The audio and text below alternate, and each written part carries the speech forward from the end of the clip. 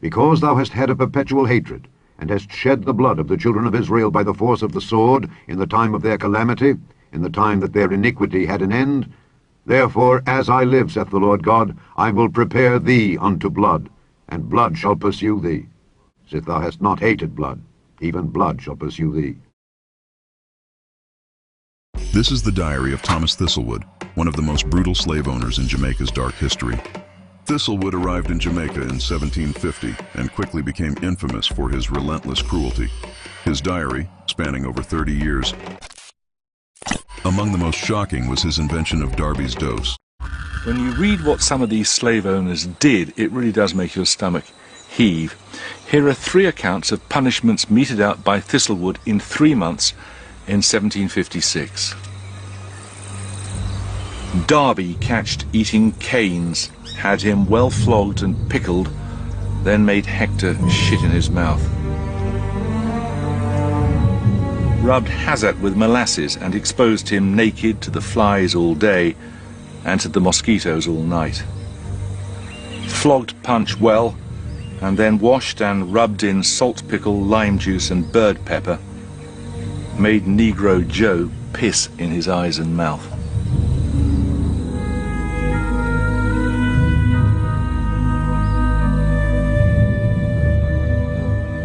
Thistlewood kept a tally of what was known as nutmegging, the rape of female slaves, something he did by his own reckoning on 3,852 occasions.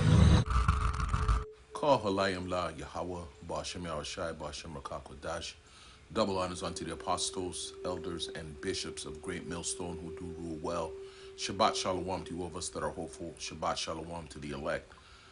One of the many examples that speaks to the crimes committed against we so-called Negroes, Hispanics, and American Indians, we Hebrew Israelites, by Esau Edom, aka the white establishment, aka white supremacy.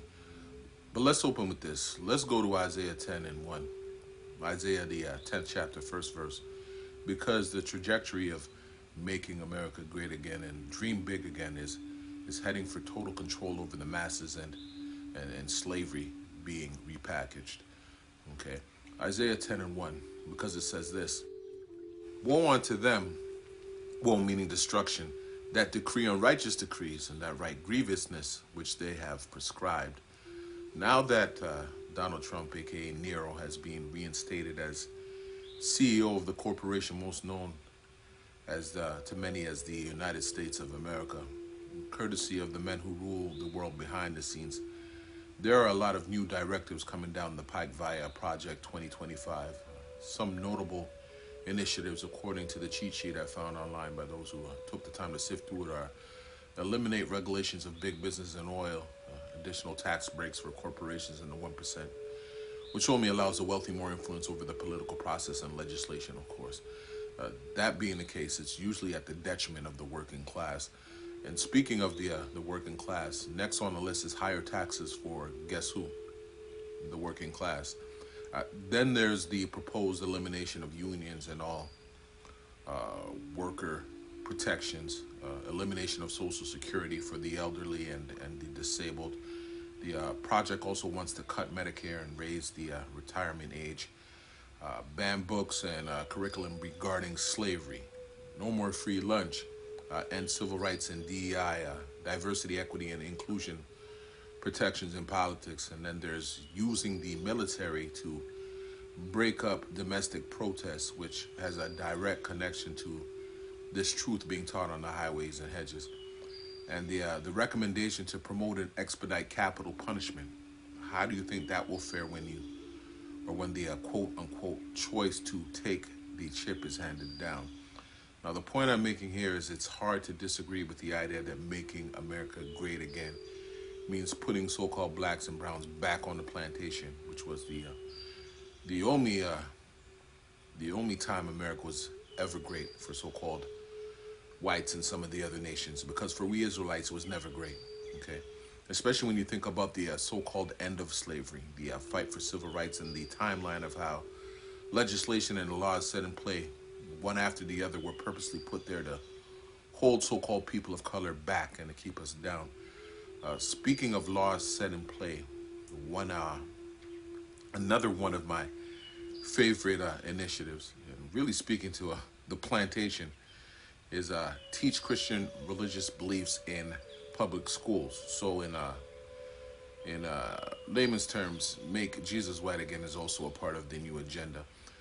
All these policies being proposed speaks to Esau tightening his grip, and it won't be long before those of you outside of this truth will start to see just how right them niggas wearing drapes, we Hebrew Israelites prophesying and preaching this truth on the highway and byway near you really are. Okay, let's get a couple more scriptures here. Let's go to 2nd Ezra 15, and we'll start at verse 14. 2nd Ezra 15 to 14, because it says this: Woe to the world and them that dwell therein, for the sword and their destruction draweth nigh. The modern day sword is the gun, but this is more than a conventional warfare playing out. As we speak, the scene has already been set. We're already in World War III, and the preparations have long been made for these major conflicts to go nuclear. Okay. And one people shall stand up and fight against another, and swords in their hands. But before everything goes to DEFCON 1, you will see bouts of civil unrest, class and race wars, the rich versus the poor, the haves versus the have-nots, the neighborhood versus the gentrifiers. Something else touched on in Project 2025, pro-choicers versus pro-lifers. And what about the militias, the various militias out there versus religious fanatics, speaking to all the classes you're about to see come to head because of the differences in ideologies, namely Islam and the other main religions. The police against the average taxpayer, the military in the time of martial law, all examples of civil war taking place. Okay, 2nd Ezra 15 and 16. For there shall be sedition amongst men, and invading one another. They shall not regard their kings nor princes, in the course of their actions shall stand in their power, meaning total anarchy, a total disregard for government rule or any authoritative leadership. Okay, speaking to the belief that the decisions being made and acted on by these so-called fringe groups is them shaping their own destiny. Okay, now let's go to the book of Job, 5th chapter. Let's go to Job 5 and 12. And it says this: He disappointed the devices of the crafty, speaking to the technocrats, the eggheads behind those empty suits in Washington, along with the elite globalists, the 1%, the so-called Illuminati, the light bearers of the earth, the professed light bearers of the earth, the warlocks and workers of illusions, like the election we just witnessed, and witchcraft, so that their hands, the wicked hands that the earth is given into, Job 9 and 24, and who gave it? Yahweh Bashem, Yahweh Shai. All things are under his control. So that their hands cannot perform their enterprise, meaning the Most High Power, Yahweh. Yah meaning he, Hawa meaning he is the all in all that is in existence, is going to throw a monkey wrench in their whole plan of a new world order. Okay, before they're about to fill their belly, that's Job 20 and 23, it's all going to backfire. But when all things go to hell, the elect will be we of the election, and I pray him of that number, will be protected and saved.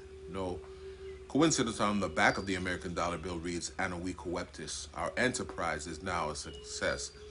They think it is, but really, no, it's not. Okay, let's close out with this. Let's go to Isaiah, the 14th chapter, 21st verse, Isaiah 14 and 21.